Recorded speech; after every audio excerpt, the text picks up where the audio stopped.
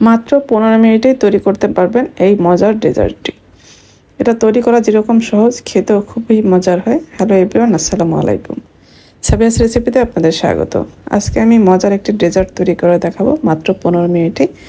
হঠাৎ বাসায় মেহমান চলে আসলে আপনি মেহমান বসিয়ে রেখে এই নাস্তাটি তৈরি করতে পারবেন। খেতে হবে অসম্ভব মজার। চলুন তাহলে রেসিপিটি দেখে নিই। আজকের রেসিপির জন্য এখানে আমি ব্রেড নিয়েছি। এখানে আমি 4 পিস ব্রেড নিয়েছি। ব্রেডগুলির প্রথমে সাইডের যে ব্রাউন অংশটা থাকে ওইটা তো শক্ত থাকে, এই জন্য এটা আমরা কেটে নেব। সাইডের অংশগুলি কেটে নিয়ে তারপরে এভাবে 4 ভাগ করে নিব। এরকমভাবে সব ব্রেডগুলি আমি কেটে নিয়েছি। এখন চুলায় চলে যাব। চুলায় একটি ফ্রাই প্যান বসিয়েছি। এখানে আমি কিছুটা ঘি দিয়ে দিয়েছি।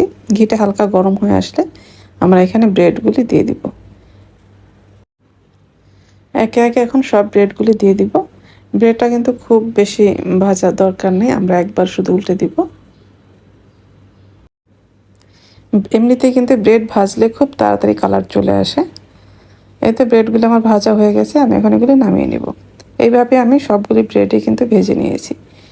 এদিকে আমি একটি পাত্রে 1/2 কাপ নিয়েছি লিকুইড দুধ আর 2 টেবিল চামচ নিয়েছি কাস্টার্ড পাউডার। এখন কাস্টার্ড পাউডার দুধের সাথে খুব ভালোভাবে মিক্সড করে নিব। নিয়ে এটা সাইডে রেখে দিব।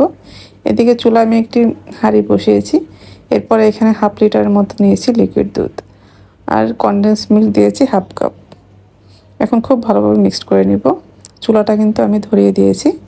এখন অনবরত নেড়ে চেড়ে কিছুক্ষণ জাল করে নিব। এরপরে আমি যে কাস্টার্ড পাউডারটা মিক্সড করে রেখেছিলাম এটা দিয়ে দিব।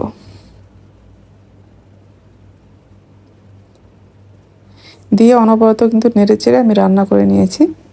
এটা অতিরিক্ত ঘন করে ফেলবো না। রান্না করাটা হয়ে গেছে কিন্তু আমি এটা নামিয়ে নিয়েছি। এরপরে আমি একটি পাত্রে যে ব্রেডগুলি ভেজে রেখেছিলাম একটি সার্ভিং ডিশে ব্রেডগুলি এইভাবে একটু সাজিয়ে দিলাম। এর উপরে আমরা যে কাস্টার্ডটা রান্না করে রেখেছিলাম এটা হালকা গরম অবস্থায় আছে। হালকা গরম অবস্থায় আমরা এখানে দিয়ে দিব। এরপরে আমি এখানে কিছু বাদাম কুচি দিব। এখানে আপনারা যে কোনো ড্রাই ফ্রুটই কিন্তু দিতে পারবেন। আমি এখানে পেস্তা বাদাম দিয়েছি। এই তো হয়ে গেল আমার খুবই মজার একটি ডেজার্ট। এটা তৈরি করা কিন্তু খুবই সহজ, ঝটপট তৈরি করে নেওয়া যায়।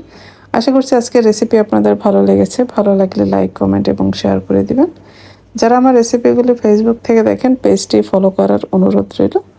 আর যারা ইউটিউব থেকে দেখেন চ্যানেলটি সাবস্ক্রাইব করার অনুরোধ রইল। সবাই ভালো থাকবেন। পরবর্তী রেসিপি দেখার আমন্ত্রণ রইল।